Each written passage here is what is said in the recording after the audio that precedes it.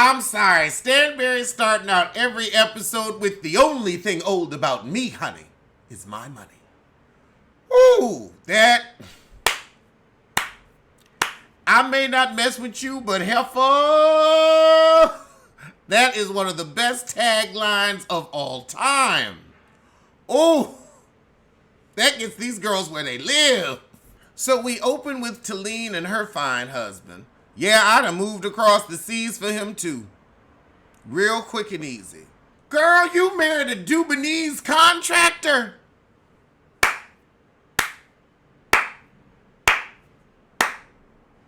That's a new level of money. Ooh, that's a new level of money. I don't know if it's some Not Without My Daughter shit. But now Sarah drops by. So Talene gonna try to find Sarah a man. Find me one too. Find me one too. You look like you know how to pick them. Oh, and Brooks is joining us too. Tareen lives on the palm. On the island that's shaped like a palm that her husband's family helped build. Why didn't y'all put no sewers in? I want to know that. Why didn't nobody put no sewers in? Because y'all built the palm. Did y'all build the sewers? I heard there wasn't sewers. Sarah said, I don't want to live on the palm. It's a lot of expats that want to show off. Or the guy whose family built it. I don't know. If I built something, I might live there. Across town, Eon, Lisa, and Stanberry are having a lunch. Oh, God, Stanberry. Now, you say nothing about you is old but your money, but I don't know this neck. It's giving me 60s. Now, I know you're only 47. That ain't what I gotta look forward to in a few years. Ooh, Lord. It looks like someone let the air out of your face. Chanel said, yesterday it was so much Talene was in my ear with the squeaking. I don't mind the talking, but the squeaking. But now each group gets to talking about Sarah versus Ion. Brooks gonna say Chanel's like Jekyll and Hyde. One day she wants to heal, the next day she wants to fight. Sarah said everything you say to her triggers her. I did not say you were never a victim. You still shouldn't have included it in the conversation. Oh God, Sarah said, I'm gonna help her. I know I should let people drown, but... Oh girl, you're a savior, says Brooks. No, she's got a white savior complex though. She got that. But now we get on Twatgate. And was it up to Caroline to tell everybody that her husband saw her coochie? However, Caroline said, I never said it like that. And Lisa said, well, Brooks the bone carrier always gonna put 20 on 10, and she will. There's just something about Brooks. Beautiful woman. But I don't know if I would want to go to lunch with her. I don't want glass in my food. Eon said, we all like Brooks, but her character is her character. She see it too. She see it too. Now we have Chanel's makeup line, and it looked like it doing well. It's not giving every hue, which is nowhere. So now Sarah and Chanel sit down for a ponderoro. So they actually able to get it right really quickly. Chanel wrote a letter akin to Cynthia's friend contract. However, across town, Talene and Brooks go to lunch, and Talene says, Brooks, this is the calmest I've seen you in years. Flashed to her yesterday calling Caroline a two-faced bitch. So Talene gonna have an event and invite everybody to the Heezy, and she's gonna invite Stanberry too, and Brooks is like, really? Really?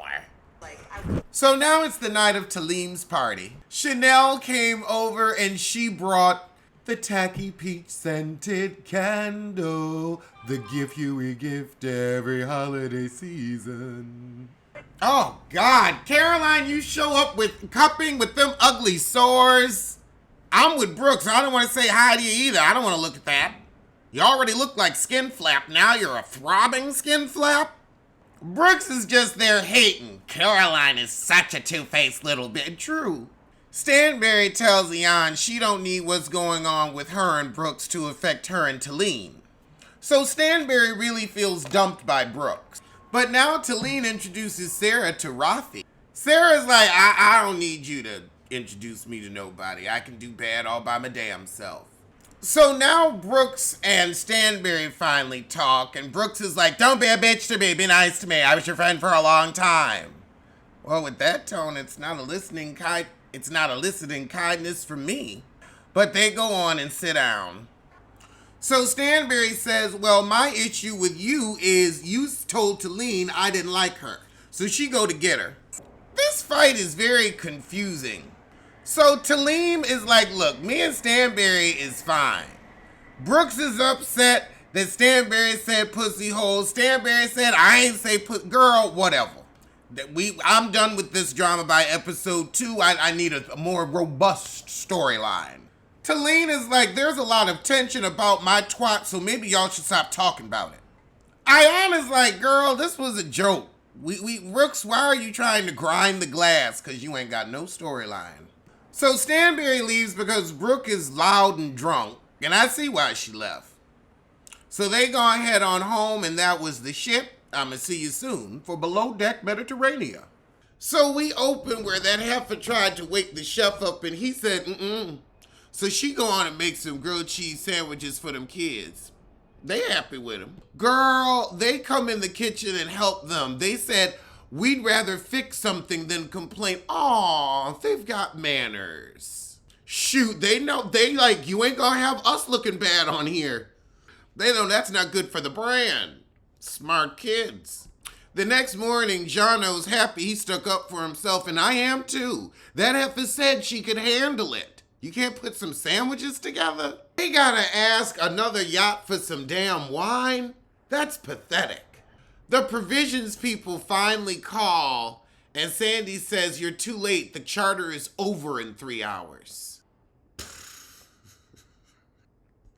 I told you it's like a night on the boat.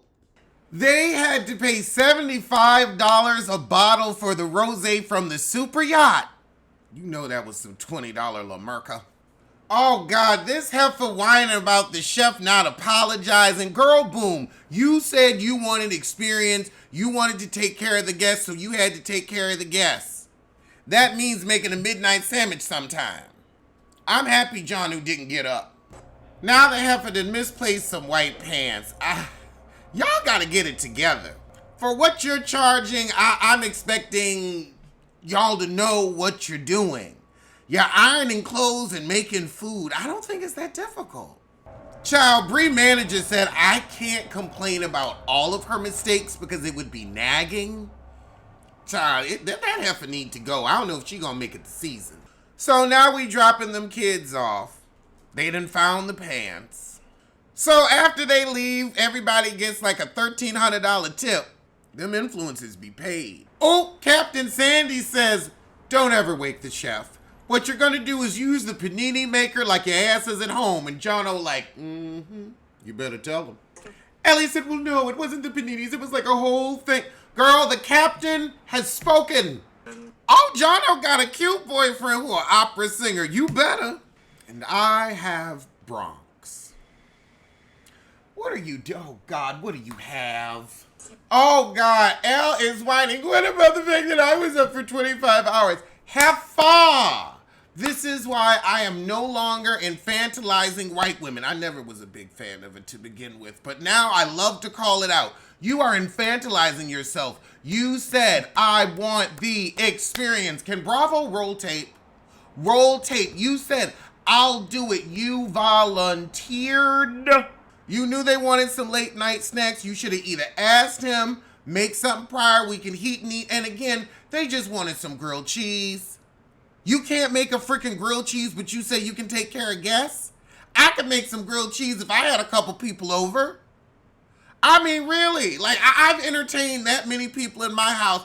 I'll throw some grilled cheese on, make some egg. It ain't that difficult.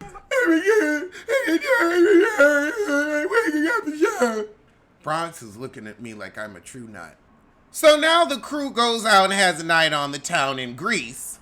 Everybody seems to be getting along so far. So Aisha and the other girl talk about their long distance relationships. I'm sorry, if y'all on a boat, I wouldn't even call it cheating. Y'all together when you together and you apart when you apart. Girl, so Nathan and one of them heifers already hooking up. He gonna work his way through the ship.